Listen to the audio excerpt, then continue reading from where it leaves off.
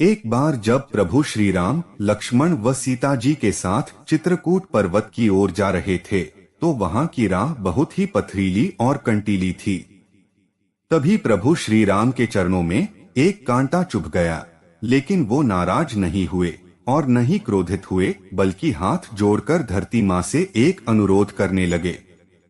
श्री राम बोले, माँ मेरी एक विनम्र प्रार्थना है आपसे।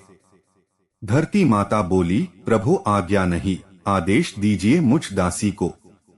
माँ मेरी बस यही विनती है कि जब भरत मेरी खोज में इस पथ से गुजरे तो तुम नरम हो जाना, कुछ पल के लिए अपने आंचल के ये पत्थर और कांटे छुपा लेना।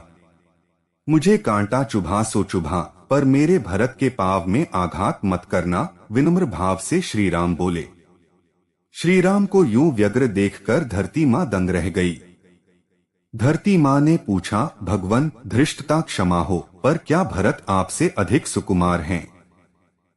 जब आप इतनी सहजता से सब सहन कर गए तो क्या कुमार भरत नहीं कर पाएंगे? फिर उनको लेकर आपके मन में ऐसी व्याकुलता क्यों? श्री राम बोले, नहीं नहीं माता, आप मेरे कहने का अभिप्राय नहीं समझी। भरत को यदि कांटा चुभा तो वह उसके पांव को नहीं, उसके हृदय को चोट कर देगा। हृदय को चोट ऐसा क्यों प्रभु? धरती माँ जिज्ञासा घुले स्वर में पूछी। अपनी पीड़ा से नहीं माँ, बल्कि यह सोचकर कि इसी पथरीली और कंटीली राह से मेरे भ्राता राम गुजरे होंगे और ये शलू उनके पगों में भी चुभे होंगे। मया मेरा भरत कल्पना में भी मेरी पीड़ा सहन नहीं कर सकता, इसलिए उसकी उपस्थिति में आप कमल पंखुड़ियों जैसी कोमल बन जाना। संदेश इसीलिए कहा गया है कि रिश्ते खून से नहीं, परिवार से नहीं, समाज से नहीं, मित्रता से नहीं, व्यवहार से नहीं बनते, बल्कि सिर्फ और सिर्फ एहसास से ही बनते और निभाए जाते हैं।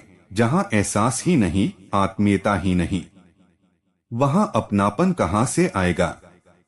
जय जय सिया राम।